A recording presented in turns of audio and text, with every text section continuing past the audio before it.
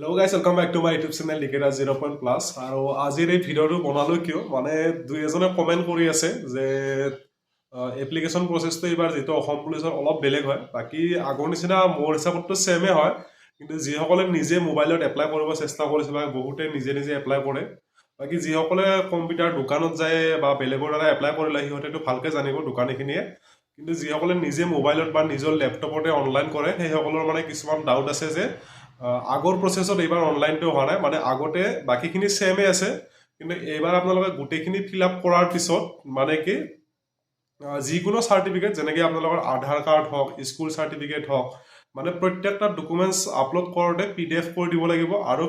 সাৰ্টিফিকেটখন যোনদিনাখন ইছ্যু কৰা হৈছিল সেই ডেটটো মানে মেনশ্যন কৰি দিব লাগিব তাতে আৰু সেই ডেটটো বহুতৰে ডাউট আছে বিশেষকৈ এটা কুৱেশ্যন আছে যে বহুতে ফোন কৰি সুধিছিল যেহেতু মই সাৰ্টিফিকেটটো লিখা থাকে স্কুল সাৰ্টিফিকেটত কিমান তাৰিখে সাৰ্টিফিকেটখন ইছ্যু কৰিছিল বা ৰিজাল্ট ওলাইছিল সেইটো সাৰ্টিফিকেটত লিখা থাকে সেইটো সবে গম পাইছে কিন্তু এছ প্ৰুফ হিচাপে এডমিট কাৰ্ডখন বহুতে দিয়ে আৰু এডমিট কাৰ্ডখনত কোনো ডেট নাথাকে কোনদিনাখন ইছ্যু হৈছিল যেহেতু আপোনালোকে ধৰি লওক আপোনালোকে 2000 যেনেকৈ মই দিছোঁ মই 2013ত মেট্ৰিক পাছ কৰিছিলোঁ 2013ত মই মেট্ৰিক দিলোঁ কিন্তু এডমিট কাৰ্ডখন আগতীয়াকৈ ওলাইছে কাৰণ মই সাৰ্টিফিকেটখন 2013ৰ মই ধৰি লওক মে মাহত ইছ্যু হৈছে মেৰ 17 তাৰিখে মই মেট্ৰিক পাছ কৰিছিলোঁ সেইটো ডেটটো গম পালোঁ কিন্তু এডমিট কাৰ্ডখন মই তাতকৈ হয়তো ক্লাছ 10ত থাকোঁতে লৈছিলোঁ যে ক্লাছ 10ত যেতিয়া মাজতে লৈছিলোঁ আৰু দুমাহ তিনিমাহমান যোৱাতে এডমিট কাৰ্ডখনত কোনো ডেট নাই আৰু তেনেকুৱা যদি আৰু যিসকলৰ সেইটো কিবা ডাউট আছে তেতিয়াহ'লে আপোনালোকে যিহেতু স্কুল সাৰ্টিফিকেটতো আপোনালোকৰ যিখন ক্লাছ 10ৰ আপোনালোকৰ সাৰ্টিফিকেট আছে তাতে ডেট অফ বাৰ্থটো মেনশ্যন আছে আপোনালোকৰ ডেট অফ বাৰ্থটো ধুনীয়াকৈ দিয়া আছে আপোনালোকে এডমিট কাৰ্ডৰ জেগাত স্কুল সাৰ্টিফিকেটখন দি দিলেও হৈ যাব সেইটো যিহেতু ডেট অফ বাৰ্থ প্ৰুফ যিকোনো এখন যিখনৰ ডেট অফ বাৰ্থটো লিখা আছে তেনেকুৱা এখন সাৰ্টিফিকেট লাগে আপোনালোকে স্কুল সাৰ্টিফিকেটখন দিলেও হৈ যাব আৰু যিসকলে এডমিট কাৰ্ড লোৱা ডেটটো মনত আছে আপোনালোকে এডমিট কাৰ্ড দিব পাৰিব লগতে ডেটটো মেনশ্যন কৰি দিলে হ'ল PDFটো আপলোড কৰাৰ লগে লগে তলেদি অপশ্যন এটা আহিব তাত আপোনালোকে ডেটটো মেনশ্যন কৰি দিলে হ'ল আৰু বাকি অনলাইন কৰা প্ৰসেসটো সেমে হয় আপোনালোকে যেনেকৈ কাষ্ট সাৰ্টিফিকেট কোনদিনাখন ইছ্যু হৈছিল সেইটো ডেটটো লিখাই থাকিব আধাৰ কাৰ্ড ইছ্যু হোৱাৰ ডেটটো লিখাই থাকিব বা আপোনালোকে যিকোনো সাৰ্টিফিকেট যেনেকৈ এমপ্লয়মেণ্ট এক্সচেঞ্জ আপোনালোকে যিসকলৰ ৰেনু কৰা নাই বহুতে আগৰ সাৰ্টিফিকেটখনৰ নাম্বাৰটোৱে দি দিব কিন্তু আপোনালোকৰ যেহেতু এমপ্লয়মেণ্ট এক্সচেঞ্জখন 3 বছৰৰ মূৰে মূৰে ৰেনু কৰিব লাগে আপোনালোকে যদি ভেলিড হৈ আছে যদি এক্সপায়াৰ হৈ যোৱা নাই তেতিয়াহে আপোনালোকে আপলোড কৰিব আৰু যিসকলৰ এক্সপায়াৰ হৈ গৈছে আপোনালোকে ৰেনু কৰি ল'ব আৰু ৰেনু কৰিব নোৱাৰি যদি তেতিয়াহ'লে নতুনকৈ কৰি ল'লেও কথা নাই আপোনালোকে নতুনকৈ ৰেজিষ্ট্ৰেশ্যনটো কৰি ল'ব যিটো এমপ্লয়মেণ্ট এক্সচেঞ্জ আৰু বাকি তাতে লিখাই থাকিব কোনদিনাখন ইছ্যু হৈছে সেই ডেটটো ধুনীয়াকৈ দিব আৰু এটা বহুতৰে ডাউট আছিল যে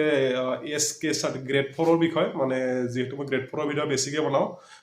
SK সাৰ্টিফিকেটখন ক'ত পাব বহুতে কমেণ্ট কৰি আছে বা দুই এজনে যিসকলৰ তাতে মোৰ নাম্বাৰটো আছে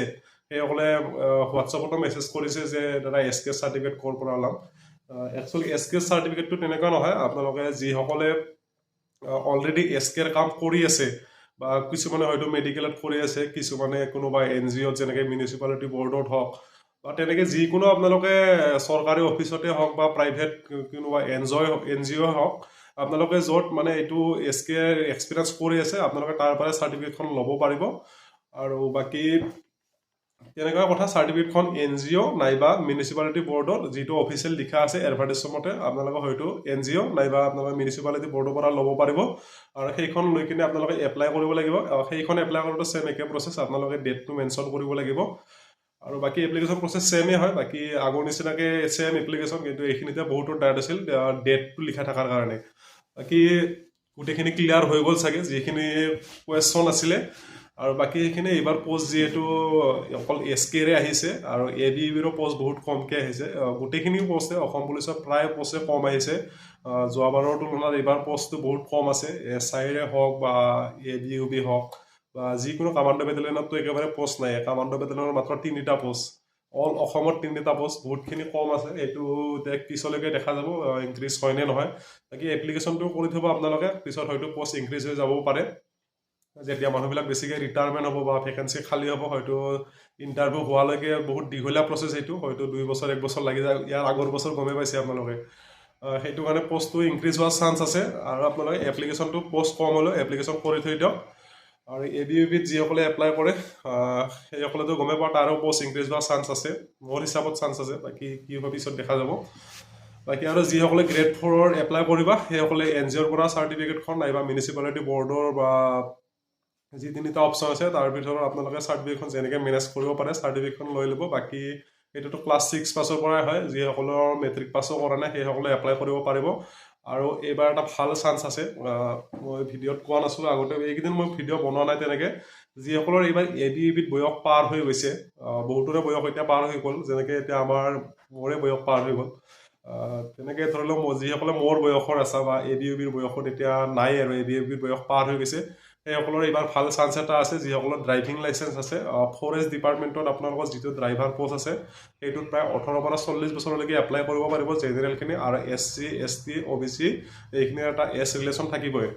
আৰু লগতে কিন্তু কনষ্টেবল ড্ৰাইভাৰটোত নহয় অকল ফৰেষ্ট ডিপাৰ্টমেণ্টত ড্ৰাইভাৰটোতহে এপ্লাই কৰিব পাৰিব সেইসকলে যিসকলৰ ড্ৰাইভিং লাইচেঞ্চ LMV আছে সেইসকলে এপ্লাই কৰি দিব পাৰিব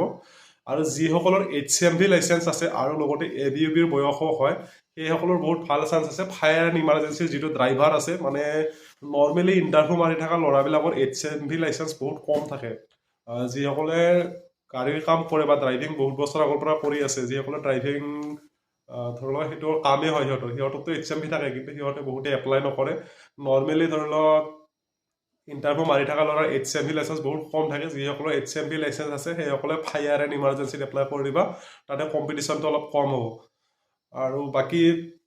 পিছলৈকে ভিডিঅ' বনাই যাম ইয়াৰ ওপৰত বাকী আজি এইখিনিয়ে আছিল বাকী যদি ভাল লাগিল এটা লাইক কৰি দিব আৰু লগতে লগ বন্ধুৰ লগত শ্বেয়াৰ কৰি দিব আৰু লগতে ছাবস্ক্ৰাইব কৰি দিব ধন্যবাদ